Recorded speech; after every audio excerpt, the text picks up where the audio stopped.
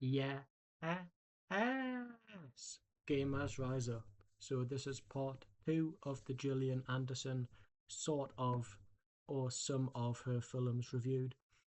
In a nutshell, my idea for this was to hopefully have more movies to review, but I had a bit of an epiphany or something because I was gonna have adaptations that are the first within that franchise, like a film adaptation if it's by itself, put as one of the videos, so movies or whatever, in this video.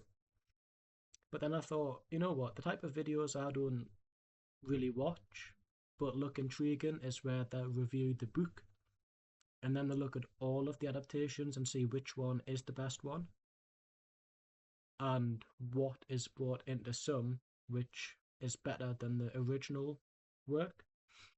So that's what I'm going to be doing, which means a lot of her stuff uh, from the, well, 90's onwards is it's not going to be in the Gillian Anderson one. It's going to eventually have separate videos, but I kind of want to go through the stuff that I've got planned mentally first and then move on to the adaptations of stuff. I don't know how the schedule's going to work, but I want to stick with one thing at a time and then have a gap between this film series and then looking at the TV shows that she's in.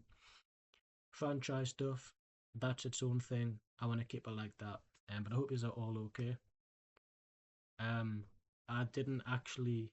I clicked on like a week after the first video dropped. I didn't timestamp stuff. I'm gonna try and go back and do that, which actually reminds me, because this part is just gonna be a waffle to put down on OBS. If I can see the timer on OBS, can I? Yes, I can. So I can timestamp. It shouldn't have taken us this long to watch three things, but I've got a very busy personal life and I like to bridge things out.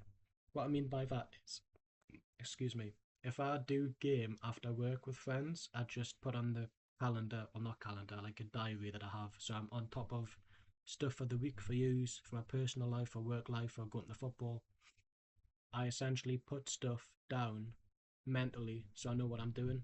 And if I'm gaming with a friend or friends, I just say takes us until I go to sleep. It doesn't always, but it looks more consistent that way. So I dropped the video last Monday. Tuesday, I was doing the Man City Real Madrid watch along. Then I slept essentially. I didn't, but again, watch alongs, it takes a lot out of you. Wednesday, I went to the Newcastle women's match. Thursday, I was gaming with a friend after work. Friday, I did leave work early, but my friends were like, "Oh, let's play Rainbow Six Siege because Solid Snake's coming in." So I had to get the PS4, get my PS5 account, sync it over, install Six Siege, do the mandatory tutorial, and they didn't even play it. I said we're playing it. We never played it. I was livid, absolutely livid. So on the Friday, I got the PlayStation out after I finished work early. Then I just gamed with them. We're playing Stumbling Gnomes. That'll be played on the channel one day. Saturdays and Sundays, my day is more or less started by 12:30 in the afternoon. Didn't have time to watch anything before I went to the South Shields match. After that match, I went food shopping and then I went to game again. Same game, Stumbling Gnomes. Check it out. It's a free demo on Steam. The official game's coming out at some point. It's waffle, but I want to give you a reason as to why it's taken us this long. Because I want to try and be more consistent. Sunday, I watched the derby. Then I went with a few friends to the Newcastle women's game, and then I did the Fort Lauderdale women's watch along after. Monday, my days usually start by 2 p.m., but I had to meet someone in my personal life, and then I went to my auntie's. But then I watched the two documentaries, which we will be getting onto, and then I just didn't have time to watch Playing by Heart, which I actually have from eBay. Thank you very much, Music Magpie. Um, Tuesday I did the Arsenal and Chelsea women watch along. Wednesday was what day is it today? Oh, Wednesday I made the little video, didn't I? Because I'm busy on Wednesdays after work now, more or less.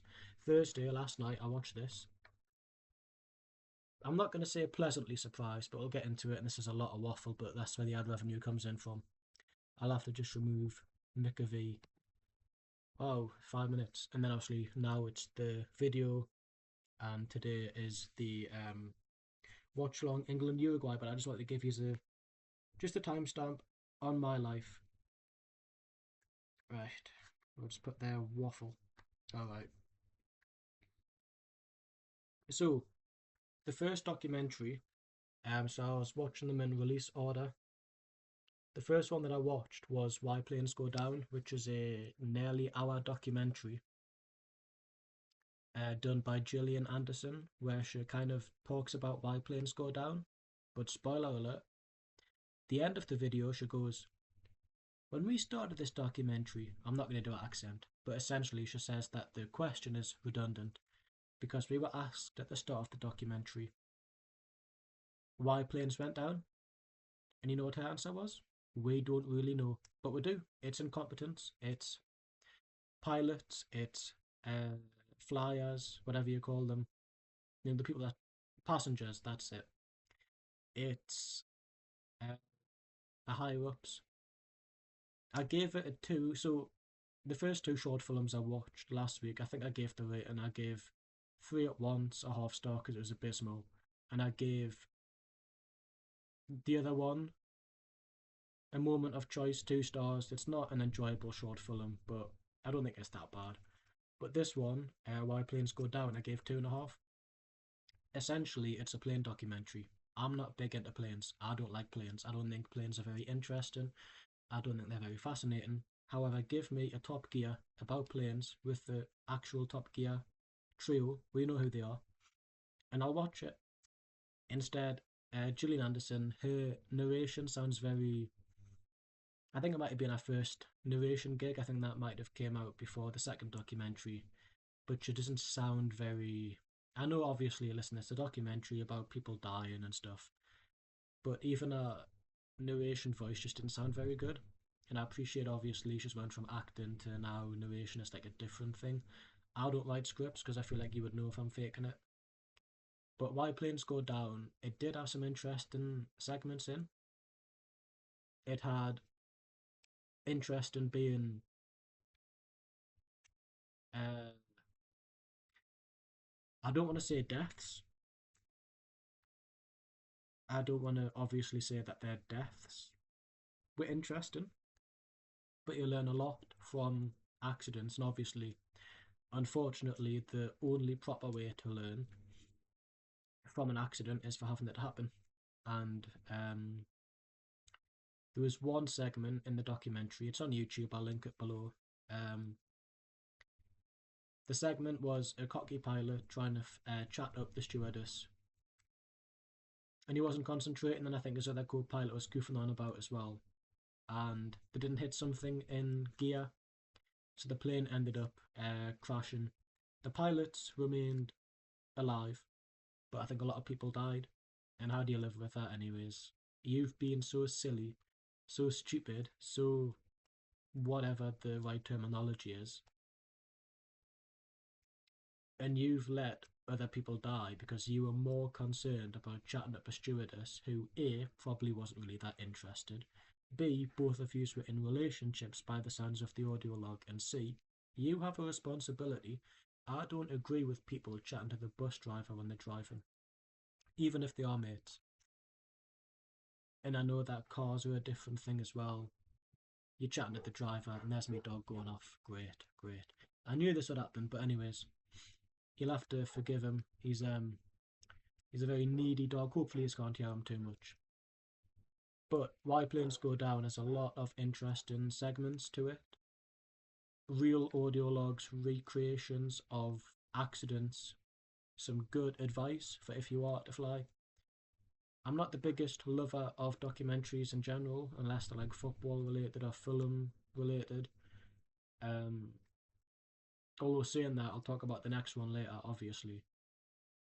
But Why Planes Go Down, it's not so much a documentary that answers its own question. It kind of just explains some stuff as to why they go down. But even just having the ending being the whole thing was just a, I don't know, health and safety advertisement. It's a bit ridiculous because at the end of the day, you learn a lot from. If it was just, I don't know how to explain it. I thought some bits were interesting. I thought, um, obviously we all know who are not caring, and that's the higher ups. The hierarchy don't want to spend more money to make better planes. So when they don't make better planes, they save money. Then people die. Then they take action. But it should never be somebody taking action. And there's actually a lot of, I wouldn't say a lot, but people have been interviewed. And there was a woman, I think she was a stewardess. You know those ones that talk on the tannoy.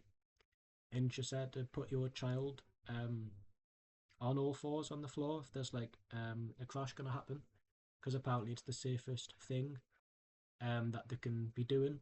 And the child died, like a 2-year-old child, and it's like it is surreal. I've never been on a plane before, and I don't really want to be on one. But I think the notion of not actually knowing, they say it's the safest way to travel, but you won't know really how safe it is. At least with a bus or a car, you can probably see outside, give yourself a bit of forewarning, but you can't really when you're in the air. It could just be turbulence, but it could be something a lot worse. I wish I had more to say about this documentary. I don't really know much about planes to allow this conversation to keep on happening, and I don't want to be over treading myself with the same old nonsense. If you're into planes, I would say check it out. It's not the worst thing out there, and for someone that doesn't like planes, for me to give it a 2.5, because it did have some interesting tidbits. It turns out, is it nylons that women wear, like on the legs or whatever? They're very flammable, so like don't wear them if you're going on a plane. Read the leaflet over and over and over again until you have memorized it, so you know what to do if there is an accident, an incident. But really, Gillian Anderson could have just said it's people. People are the reason why planes go down. It's not aliens. It's not, you know, a pterodactyl coming back to life. It's people. It's incompetence. It's cockiness. It's people thinking that they know what they're doing. It's people not listening to instructions. It's the hierarchy not paying enough money for better replacement parts until an accident does happen. Then they've got to take accountability. That's all it is. People want to be like, oh, it's nobody's fault, but it is. And the fact that there's like a stewardess who was literally told to tell people to put their children on the floor now has to live with the fact that a 2-year-old got killed because of something she was told was the safest way possible, and then um she relayed that information because that's what you do.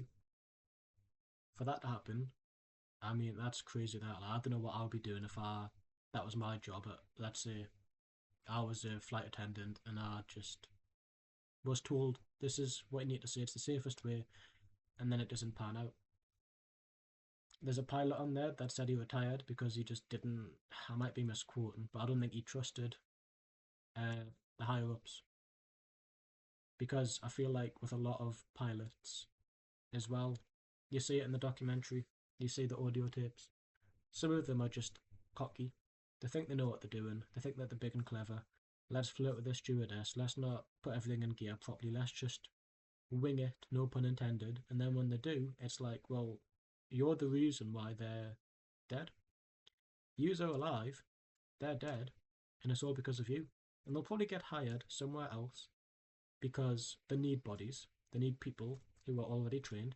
And that's another thing. Somebody said in the documentary, yeah, and obviously this was the 90s, I'm sure a lot of things hopefully have changed for the better. I don't know, it might have been the retired pilot, but he had essentially said something along the lines of they only get people who have enough experience, but then how are people meant to get experience? He said something like that, and I stuck to it because I was like, well, that's exactly the point. You want to train up pilots, but you're only letting the people who are fully trained pilot, but how are you meant to learn? And clearly, the ones that are meant to be, the ones who get paid a lot of money to do a very high risk job are failing purely because they think, I've done it loads of times, I can do it with one eye closed. That's not how it works.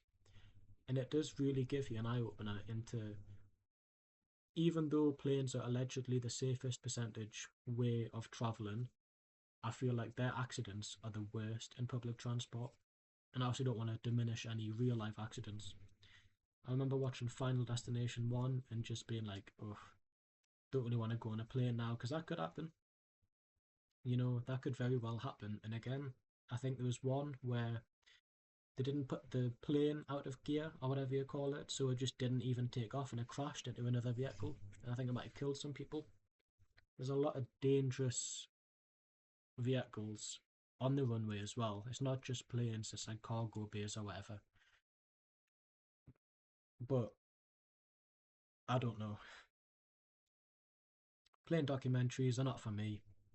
However, 2.5 for that, you know, give it Top Gear Trio end of the season. I'd love that. I apologise, I've waffled on now for 10 minutes, which I guess is better because I try to pre plan these in my head, but I don't really. I'm trying to think if there's anything else. I don't think there is. Gillian Anderson was the narrator. Her narration was not very good. Higher ups don't want to pay more money until an accident happens. Welcome to the real world, it still happens to this day.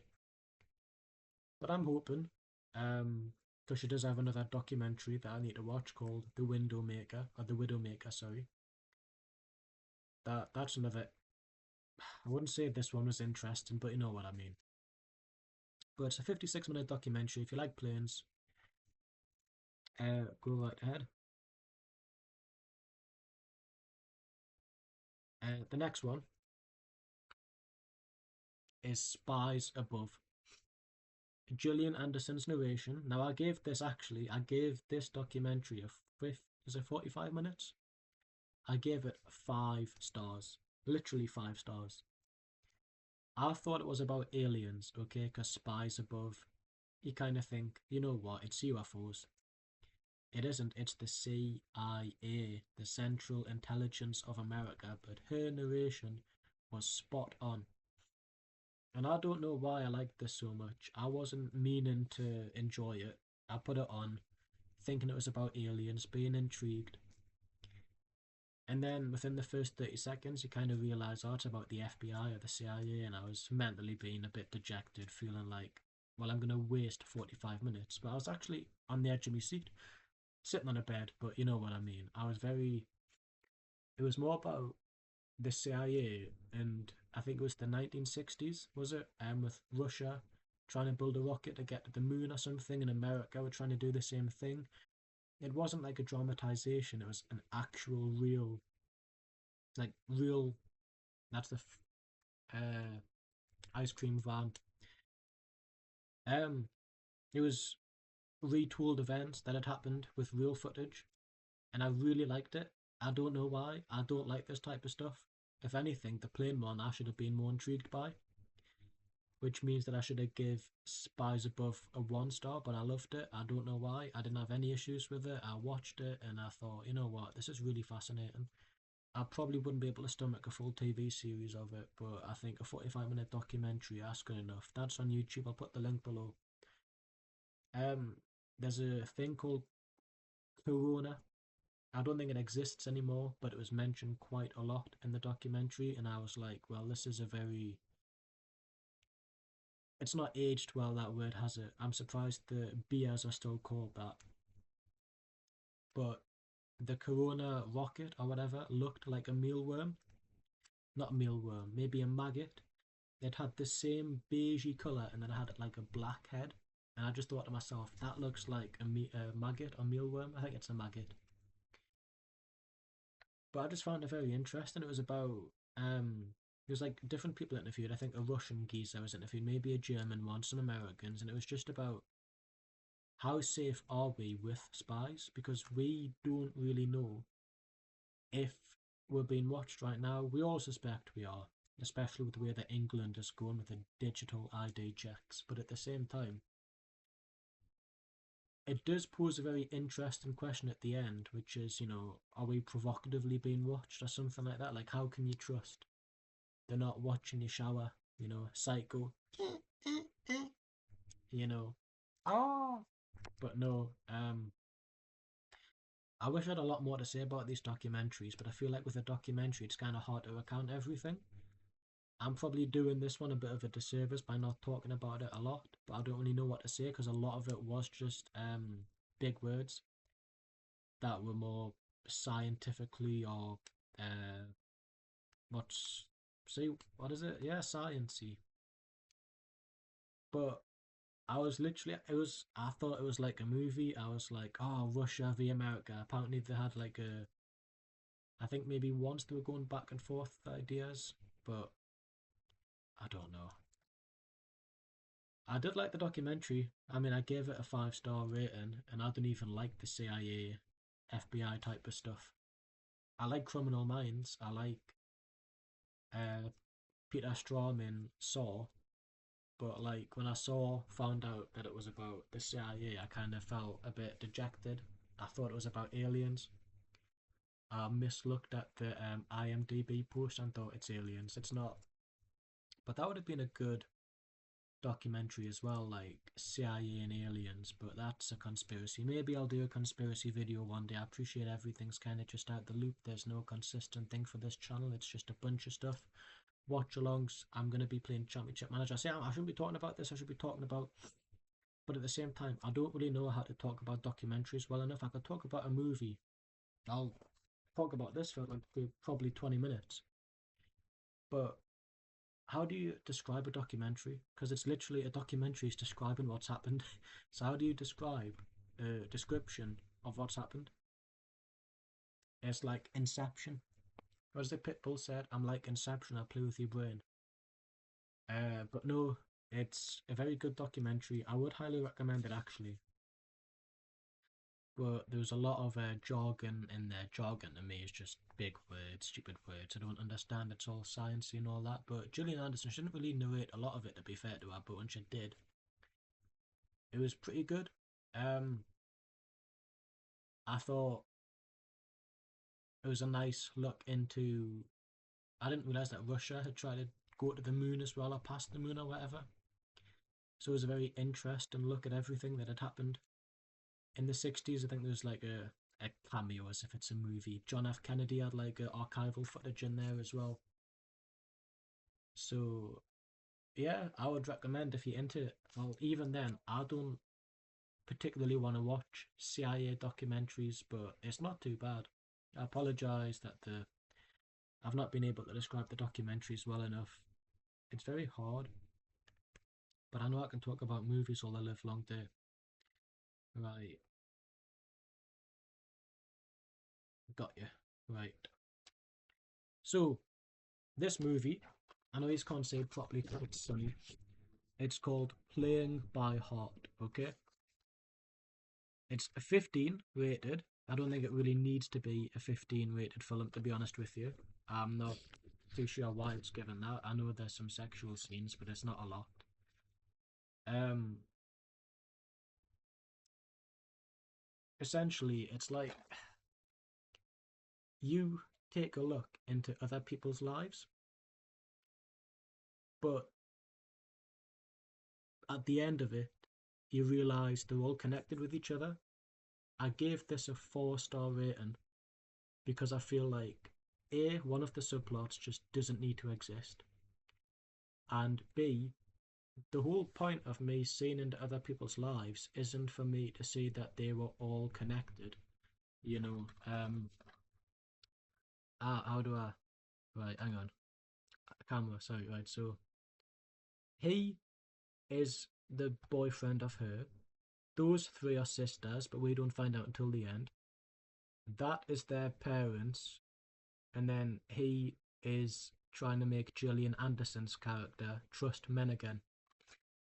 I don't think it should have had a Saw plot twist that they were all, in Final Destination 4 where they're all at the cafe at the end, and he's like, maybe we were meant to be here at the start of all this, and this was how we were meant to die, and then bang, a car or whatever kills them all. That's what this felt like. And I'm not the only one that's got a criticism of this. I think I saw someone on Letterboxd say that it just didn't need to. You're taking a look into other people's lives, And it's interesting. In fact, one of the geezers, her husband that she's cheating on, he's not on this. He's like one of the main characters. She's barely in this movie. So why is he not on it? Is he on the back? Yes, that's him. Right, so this geezer, yeah, this Donny. So at first, you see him in a bar, and he tells a woman that he killed his wife and child, that he reversed in his car without looking, and then the last thing that he saw was them realizing it was him. Turns out he's a liar, and he's not doing this for any sense of pity sex. He's doing this because he does not like his life and wants to live lies. So another instance is he pretends he's this Thursday night block programmer for, I forgot who it is, NBC maybe. He's at the Twin Towers, and they must have like a, is it R&E department or something? And he's a failing executive, and his wife says he's got no creativity, which that's not a lie. And he's been sacked because he's at a bar and this woman is trying to give him the hello, and he says he's not interested, but then he kind of again plays into the lie. It's a different woman from the night before, whenever. And he essentially pretends that he's just this failed um, programmer who has to fix the Thursday night schedule that nobody watches. He gets hammered, holds onto the woman's arm, well, hand, sorry, when she tries to leave, keeps on saying thank you or whatever. He keeps on just mumbling random stuff, and then she leaves. But there's a woman who I still don't know what she does in this. I thought she was going to be like a spiritual, like a spirit or something, because she was at the bar when the geezer lied about killing his wife and son. She was at a different bar when he pretended he was this Thursday night. Maybe he was a Thursday night executive. Maybe that's not necessarily a lie. But at the same time, he's kind of using this. He's making these elaborate stories up purely for the sake of attention, because he's not getting it in his home life. She's getting it, he's not. Double meaning.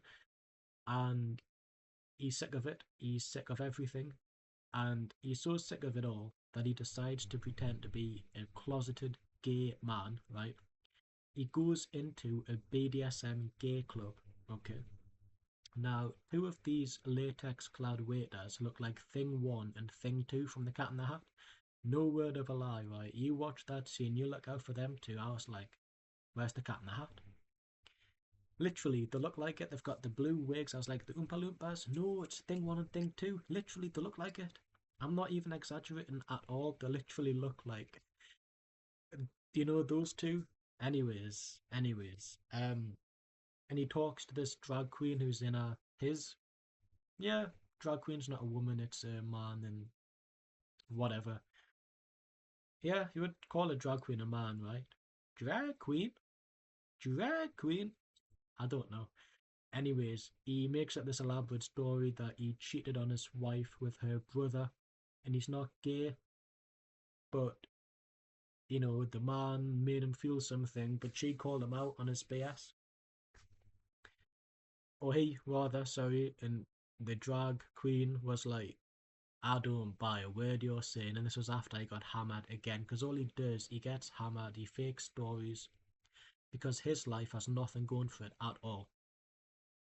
And again, the woman, yes, a woman in a gay bar, believe it or not, crazy.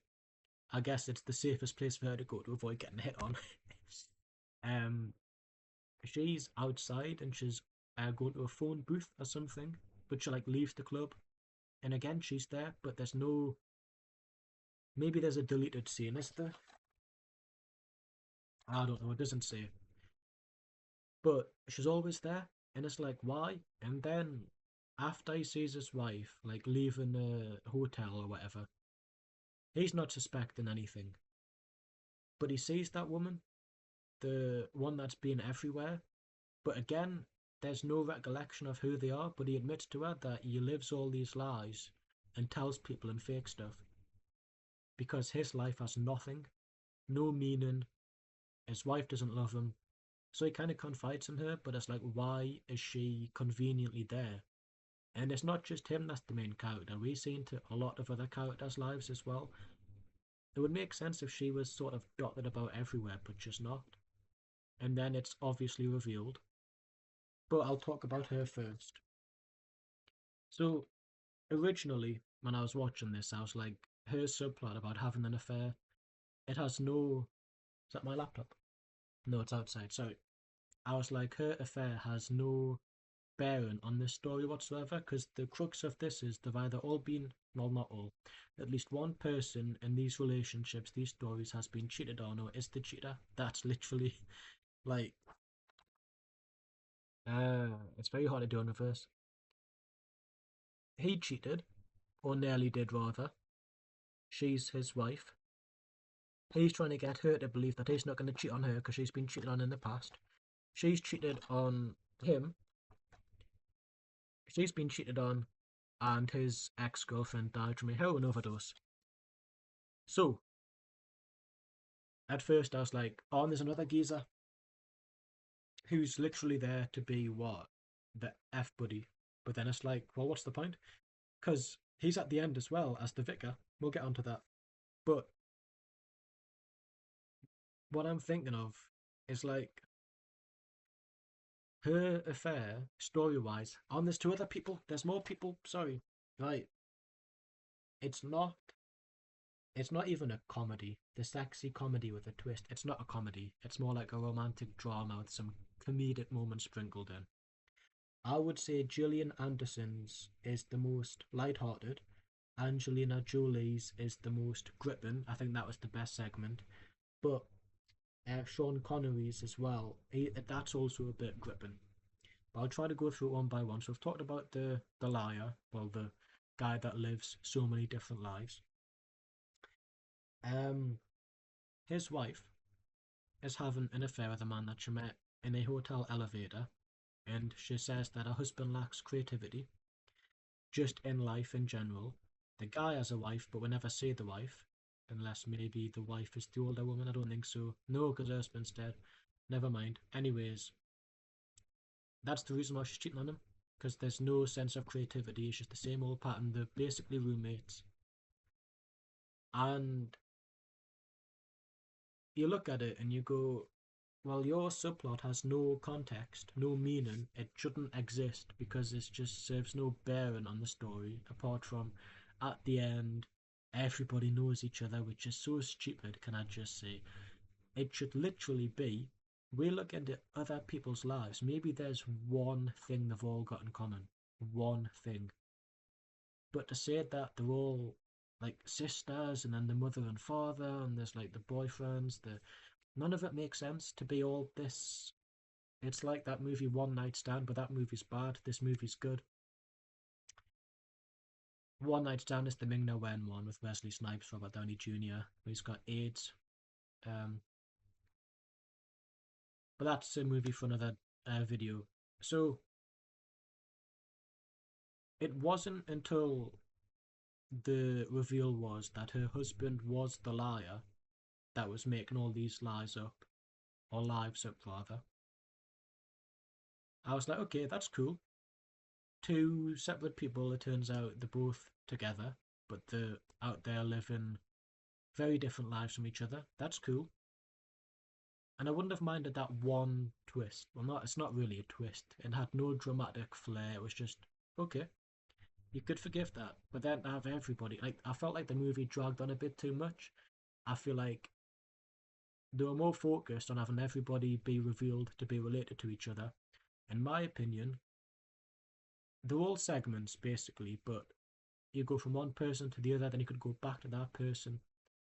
You should have each one just end on a note. You don't need to have them all be related. Maybe one of them could be the daughter or something, but I just feel like it let itself down in the creativity department without having them all be related. Again, the movie to me lasted a bit too long. It shouldn't have been 2 hours, well, excluding credits, like nearly 2 hours long, in my opinion, because I felt like it did massively lose its charm.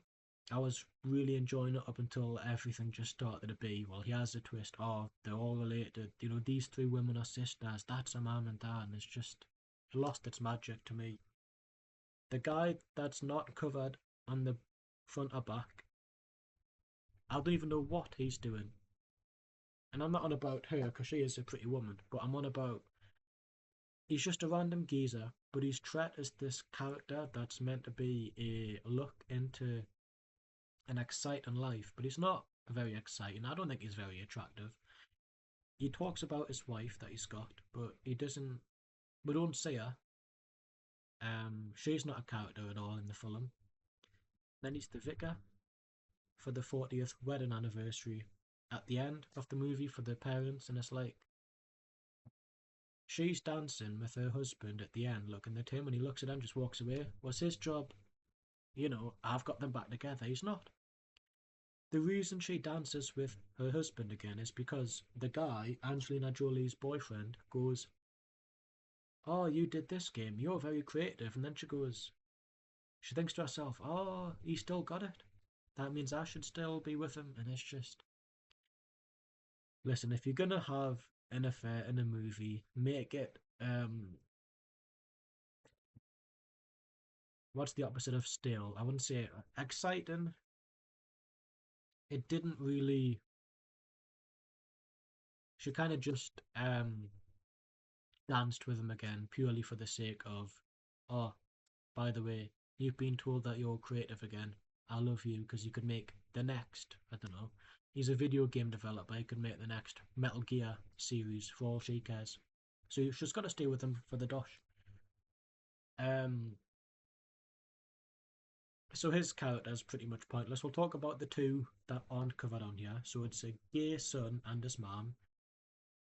They don't serve any purpose in the movie apart from he's gay. That's literally it. That's what I feel. And I don't care that he's gay. I don't care that in the movie he's dying or that his mom has already lost a husband. They serve no bearing on the story. I literally think that I think the Gillian Anderson ex that she said that she was good friends with in the movie that ended up being gay was him because she went to his funeral. But those two don't serve any purpose. You strip those two away, you strip the guy that's lying about his family's wife away, right? You keep the guy that's lying. So literally strip away the mother and her son. Strip away oops her. Strip away her and the geezer that she's cheating with. And you've got a better movie. Strip away the ending where it's they're all related or happy days. No, it's not happy days, it's stupid. Because I was quite enjoying these separate lives that maybe there's something in common, or maybe I was waiting for the beat drop. I was waiting for each segment to end with either a happy ending or a miserable one or something.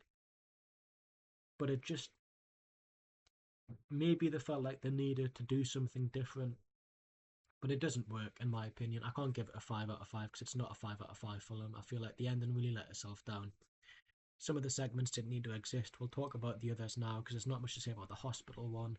It's a bit emotional, obviously. The son passes away, but again, they serve no purpose for the story. It's just, oh well, he's dying, he's dead.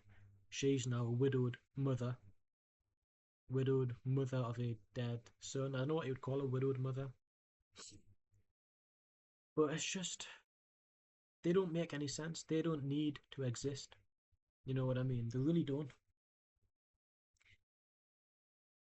I, I even now I'm trying to just recount why they exist because she has the funeral near the end, and then I think because she's a friend of hers because she's at the wedding anniversary. The widowed mother cries and she's all like she's dressed up. You can tell she's been holding back tears, but she's crying still. But she's trying to look presentable for the wedding anniversary renewal. That's what you call it. And then the hug, and then it cuts to all of them dancing, and then it ends, and it's like, what did she do in the movie? See what I mean? I can waffle about a movie for ages, so when we actually get into more films, it's good. But there was no point or purpose of her existing, her son existing, a lot of this just needed to be cut out. It could have been a very solid 5 out of 5 90-minute movie. And I'm not a producer, but I would know what shouldn't work, because I know what didn't. The Sean Connery, and I think her name, it's Ellen Burstyn, so the older couple on there. The guy has brain cancer, or brain tumour, sorry, I think. So he's not got long left, maybe, and that's how he's looking at it. And it starts off with, she's a television chef who does a bit like of a. She does like a kitchen show of teaching people how to cook, any accidents that can make, be prepared, all that. And obviously, we're also seeing that they're all coming to grips, well, or both of them are coming to grips with the brain tumour news. And then she ends up finding a picture of a woman when he's been writing his notes or his letter for when he dies. He doesn't die in the movie, but I don't mind, obviously, that part in the movie. And then it's revealed by the wife that the woman in the picture, who I thought was a younger version of her, because she gets Raji, is actually a woman that he nearly had an affair with. And the woman that he nearly had an affair with was the same woman his wife hired about 25 years ago to work. And it becomes a bit of a soap opera. She's like, "Do you love me?" And he goes, "Well, I didn't sleep with her because I love you too much." Because he states that he would have had to have left her and the kids if he did have an affair. Uh, and they end up like reconciling. They renew the vows 40th wedding anniversary, but he promises that he never cheated. He did think about it because she was a very attractive woman, but he wasn't able to cheat on his wife. And it goes from this slow kind of, okay, he has a couple that have been through the emotions, now coming to the realization that one of them may not be here anymore after a certain amount of time, into this soap opera where it's like she's livid, obviously. He's trying to talk to her, and it has some funny moments where I think she like slams the door onto him as she opens it, and then the next time when he asks if he can talk, he like backs away. So there is some comedy to it, but it's not a sexy comedy. It's not even that sexy. It's just a romantic. You wouldn't even call it a rom com, so I call it. It's like a romantic drama film or something. And even a romantic drama, I guess it's romantic. It's not really romantic, but I guess the main crux of it is love and relationships. But it was good. I like that segment. I like the guy who made up all of these lives as well. So we're okay, we're 50-50 ish so far in the different segments. But I did like the Sean Connery and his on screen wife's thing. Ooh, excuse me. That's the Dr. Pepper I had before. I think it was Dr. Pepper, Cola, whatever. But I did actually quite like the segment where, by segment, I just mean their part of the story because it does come back and forth. It was just good. Apart from end up having all the main women, well, Angelina Jolie, Gillian Anderson, and brunette, black-haired woman, sorry, are all sisters. And it's like, okay, the kids were mentioned as kids, the kids, but don't need to have the realization be, oh, they're the kids. That doesn't make any sense. I mean, obviously it does, but it's just unneeded. And you can tell I'm not a big fan of this plot twist. I'm really not. I can't even give it a 4.5 out of 5 because I just feel like it dragged on a bit too much to try and be this Inception Final Destination, even though it came before both of those type of twist. But it just, maybe there's other movies like this where the twist has worked really well and they try to do their own thing. Don't even know actually who and directed it, to be honest with you.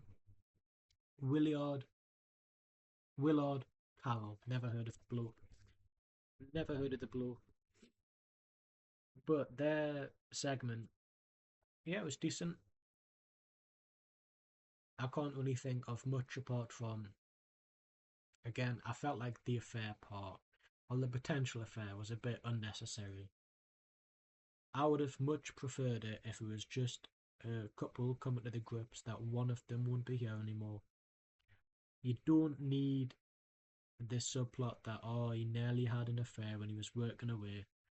Because I just feel like, again, we're going on to these affairs. It's meant to be a sexy comedy, and it's like the only wholesome ones is Gillian Anderson and Angelina Jolie segments, in my opinion.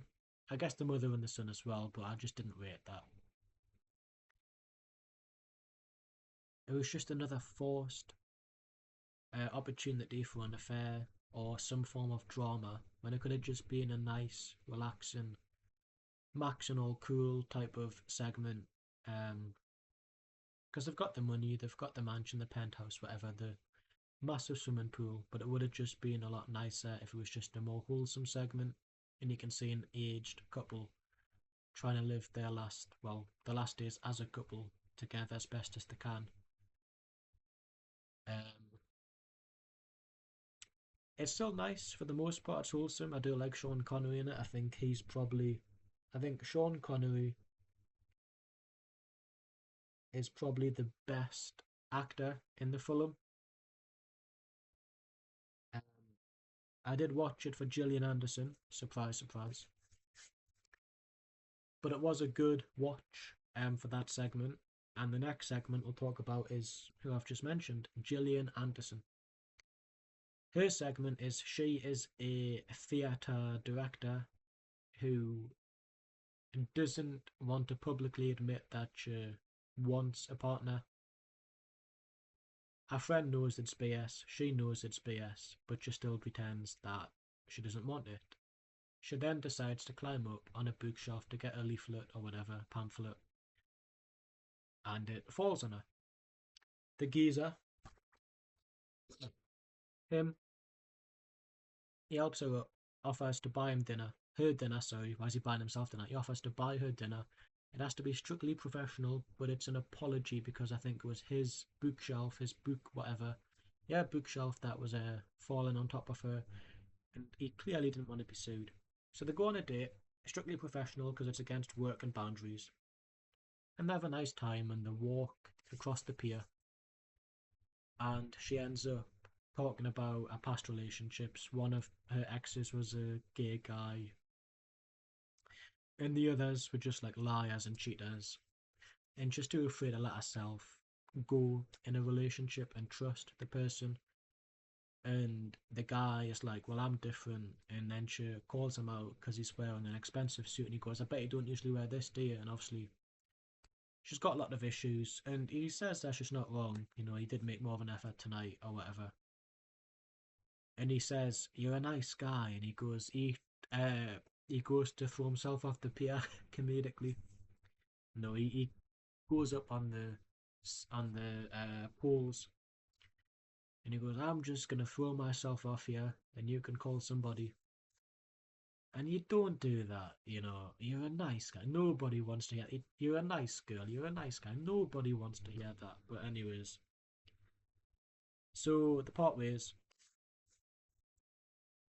but before they do, he's like, well, let me come to yours. We can have a cozy dinner or whatever. And they do. He brings flowers. No, sorry, I'm getting it mixed up. Sorry. They call it there, and then, if I remember correctly, he sees her again at work, then suggests trying again, or whatever, because they walk somewhere. He goes to hers with flowers, meets the dog, and then I think she messes up the spag bol, and he goes, well, I've got a lot of imagination to try and fix the spag bol, but she then thinks he just wants sex, and they kind of get into a bit of a, I wouldn't call it an argument, more like he's defending himself because he was just saying, he's creative, he could fix the spag ball. She thinks because of her past relationships, he's literally just wanting her body. And he's defending himself, saying, no, this is what I meant. You need to stop being so, um, latching onto everything and thinking that I just want one thing. And eventually, after a bit of back and forth, he grabs the flowers and he leaves. and it doesn't end on a nice note, but it does, because however long after, she has a play that just the director of, and she gets applauded, and I think it's like a party after, and he sees her, and he goes, listen, can we try again, you know. They do. She goes to his house. They have a nice, relaxing, wine in front of the fire outside where the pool is. Because he's an architect, he's got a big, Ted Mosby architect, the pickup line does work. And all he does is, I think he forgets to put food in or something, so he has to get a takeaway. But then they do it. And it's like, okay, so you didn't want to do it, Gillian, but now you want to. Is that not a bit contradictory, a bit hypocritical? But whatever. So they do it, and um, she ends up having to go to the funeral of the widowed mother. So he takes in the massive, well, a mastiff who doesn't really like him. Sort of. He doesn't think that the dog likes him, but he's sleeping next to the dog when he gets the call in the middle of the night that she'll be back home the next day or whatever. Um, but he's some boy, because he's like, like, come on, it's a mastiff. I quite like mastiffs. I like the big dogs. I got a big dog myself. I'm the big dog in the house though. Woo woo. Ah, that'll be for the meme channel. I'm not going to tell you what the meme channel is called, but it exists. Uh, if this wasn't a 51-minute video so far, I would just start again, but there's no way I'm not. I've been waffling, and I've got the watch along, and I really, really need the toilet. Like, really, like, I know if I move, I'm Boston. But I'm not going to rush the video for you 5 wonderful people who watched the last one, and it was probably me twice looking at the links or whatever. If I get a 6th viewer, then I know why, because I might have time-stamped. I may not have, so if anybody wants to do that on the first part, please do. But we'll talk about the last segment now. Well, it's not last, but Angelina Jolie's character is somebody who loves to party. Her boyfriend, ex-boyfriend, cheated on her, and she's on a payphone. He keeps hanging up and just ran out of quarters. So the guy at the bottom, our future boyfriend, hands her quarters. Their segment is nice. And she makes a deal that she gets the cat, he gets Pottery Barn and all of this stuff. Not the future boyfriend, the ex. We don't see on screen. And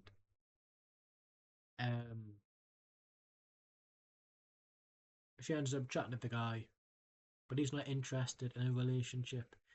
He's not interested in all these lovey-dovey feelings, So she goes like, oh, thanks for wasting my night, even though she just talks and talks and talks about herself. Wonderful. Sarcasm. And they part ways. The next night, they see each other again.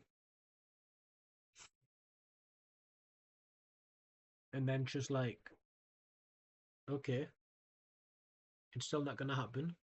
Because she does have a crush on him. But he's just rejecting her advances. And actually, he has blue blue streaks in his hair. Dyed blue hair. Like blue frost bites. Frost tips. In the movie, yet on the DVD cover, he's not. So I don't know what's happened there. I hope you're not going to hear me dog bark. Anyways. So Angelina Jolie is smitten with this boy. Well, she's not smitten, but she feels like, okay, why is he like taking the mick here? He won't do a date, but I want him to go on a date with me. She ends up, because it gets it, so she's in the club a lot, and I'm trying to like remember. So the first time, he says he's not interested. The second time, they bump into each other again, and again he says he's not interested. The third time, she's at a bar, the same club, sorry, and a guy tries flirting with her, but he's being like very just creepy and just rapey. So she does him in, And then she sees the geezer again, and she goes, "Okay, how about it's not a date? We go to the Texas Chainsaw Massacre rescreening, and that's it." So they do. It's not a date. He dresses up for it. He ends up making the decision to go. A car gets nicked after the movie. Well, obviously during, but after the movie to find out. And he's just like, you know what? It's not a date, and I'll never fall in love with you. And he was saying this when they were getting in the elevator, and she wasn't very happy because he'd went to hers. They'd went to hers after. And then he was like, "I can't do this actually," and he goes away. And then she's back in the club. I think I'm getting some bits mixed up. She's in the club that much. No, sorry, no, I'm not. So she goes back into the club like the next time I see her or whatever.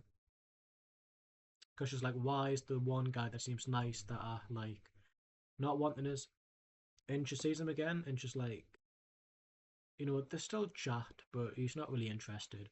And then she kind of hammers down like, what is the issue? And he talks about his ex-girlfriend who um got addicted to heroin because of the people he and she were hanging out with, and she died. And then they end up in a car, I think on the way home, and they kiss, and then he runs out the car after he admits that he's fallen in love with her.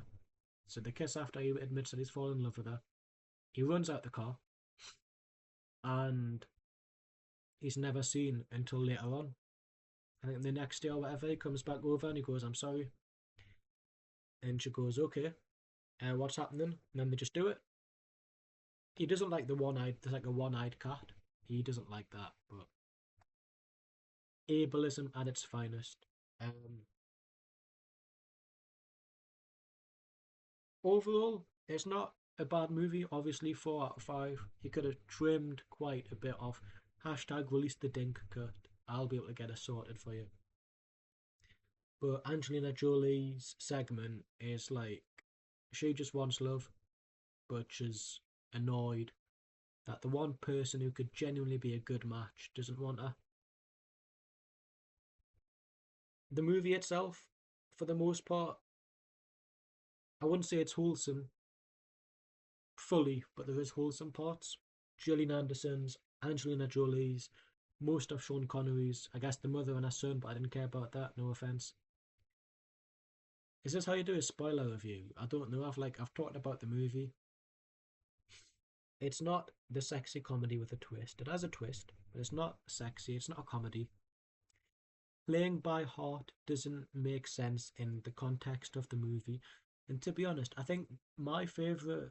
So, Sean Connery was the best actor in the film, but I think the geezer who lied about all of these different lives, he's my favourite character. I just like him, I just think he's some boy. I know he's not really a good person, he's a manipulator, a liar, but I like him. And I think that's where we end this video because I don't know what else to really say. It's my first time properly talking about a movie, so maybe I need to do some more thinking. Uh, Tonight, I'm not watching another movie because when I do this, I don't want to watch a movie after as well. I kind of want to let it sit for about a day. Tomorrow, by the time I get up, I won't have time to watch a movie.